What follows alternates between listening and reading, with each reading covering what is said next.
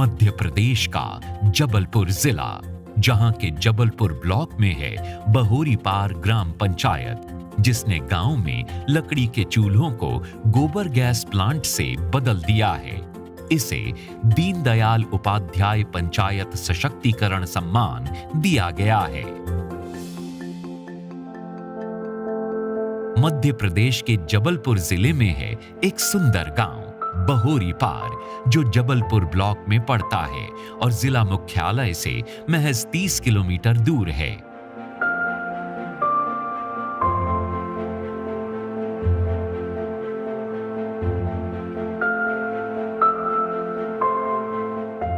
इस गांव के दो चेहरे हैं।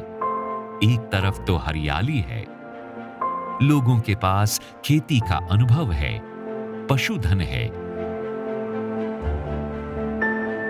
तो दूसरी तरफ हैं गोबर के ढेर, जो न सिर्फ गंदगी और बदबू फैलाते हैं, बल्कि कई तरह की बीमारियों का घर भी हैं। इस सब के बीच एक और तस्वीर है इन महिलाओं की। लकड़ी के चूल्हों को फूंकती और खांसती हुई ये महिलाएं हर रोज जंगल में जाकर लकड़ी काटती, जिससे पर्यावरण पर बुरा असर पड़ता। इन लकड़ियों को टुकड़ों में काटती, सिर पर रखकर लकड़ी के गट्ठों को घर तक लेकर आती, तब कहीं जाकर ये लकड़ियां चूल्हा जलाने लायक बन पाती।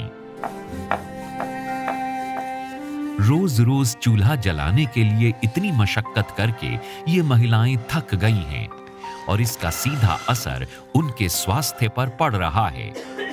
वो इस व्यवस्था से काफी पीड़ित हैं। उन्हें इससे निजात चाहिए।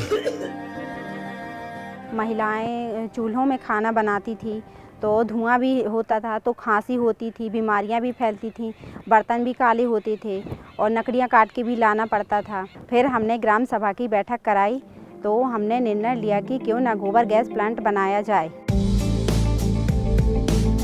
इन महिलाओं ने इस समस्या को ग्राम सभा के सामने रखा।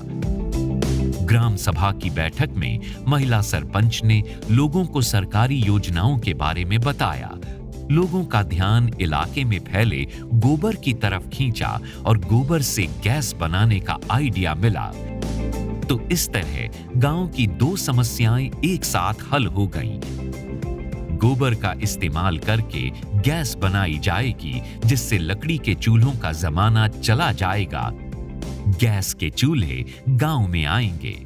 ग्राम बहोरी पार के कृषकों ने कृषि विभाग से संपर्क किया।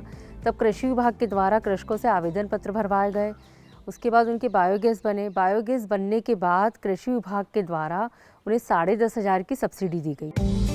कृषि विभाग ने जरूरी फंड मुहैया कराए और फिर गोबर गैस प्लांट लगाने का काम शुरू किया गया। गांव में फैले गोबर को इकट्ठा किया गया। इससे गांव की सफाई हो गई और गोबर गैस प्लांट के लिए गोबर भी इकट्ठा हो गया। इसके बाद अधिकारियों ने 3 घन मीटर का ऐसा गोल गोबर गैस प्लांट बनाया। एक प्लांट को बनाने में करीब 20 से 22,000 रुपए लगे, जिसका लगभग 50% यानी 10,500 रुपए सरकार की तरफ से बतौर अनुदान मिला। 10,000 हमको 10,500 शासन के माध्यम से छूट मिल जाती है। मुश्किल से 10,000 के आसपास, 10-12,000 के आसपास हितग्राही का पैसा लगता है और वो पैसा एक बार लग जाता है तो जीवन भर के लिए हमें बगैर खर्चे के जो है गैस मिलती रहती है। इस गोबर गैस प्लांट का संचालन काफी आसान होता है। इसमें एक मिक्सिंग टैंक होता है, जिसमें गोबर और पानी का घोल तैयार किया जाता है, जहां से ये मिश्रण डाइजेस्टर में जाता है, जो जमीन के नीचे बना होता है। इसके बाद गैस की निकासी का पाइप बंद करके इस मिश्रण को 10 से 15 दिन तक छोड़ दिया जाता है।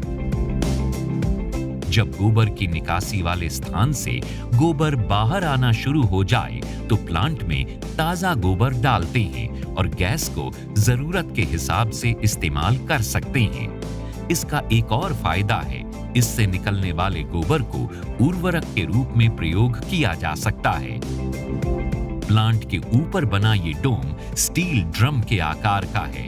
इसके ऊपर एक नॉब लगा है। इससे आपके चूल्हे तक ये पाइप जाती है, जिससे गैस चूल्हे तक पहुंचती है।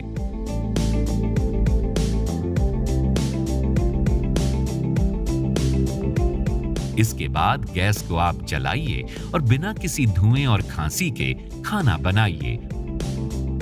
और तो और इससे समय और श्रम की भी बचत होने लगी और पर्यावरण भी स्वच्छ व निर्मल लगने लगा। बरसात के दिनों में बहुत ज़्यादा दिक्कत होती थी, क्योंकि आग ही नहीं जलती थी। धुआं के कारण हम लोग बहुत परेशान हो जाते थे। और जब से गोबर गैस बना है तो हमारी ये समस्या का निदान तो हो ही गया है। इस गोबर गैस संयंत्र, गैस पाइप और नॉब की लीकेज के लिए बार बार जांच की जानी चाहिए। गोबर गैस प्लांट में गोबर की पाचन क्रिया के बाद 25% ठोस पदार्थ गैस बन जाती है, जबकि 75% ठोस पदार्थ की खाद बन जाती है। ये खाद खेती के लिए बहुत अच्छी होती है। इसमें नाइट्रोजन की मात्रा 1.5 से 2% तक होती है। वहीं फास्फोरस और पोटाश 1% तक होता है। इस खाद से खेती बढ़िया होती है और बची हुई खाद को बेचकर किसान अतिरिक्त आमदनी कर सकता है। डायरेक्टली गोबर यदि खेतों में डाला जाता है तो उससे नुकसान होता है, लेकिन यदि उस गोबर को हम बायोगैस संयंत्र के अंदर डाल देते हैं और उससे जो सैलेरी निकलती है, वो सैलेरी जो है डायरेक्टली हम अपने खेत में डाल सकते हैं और उससे किसी प्रकार की हमारी फसलों को नुकसान नहीं होता है, बल्कि बहुत ज़्यादा फायदा होता है। रासायनिक खादों की अपेक्षा बहुत ही अच्छी इसको जैविक खाद के रूप में देखा जाता है। ये एक ऐसी मिसाल है जिससे गांव के गांव फायदा उठा सकते हैं। सरकार पूरी तरह से मदद के लिए तैयार है, बस जरूरत है तो एक पहल की।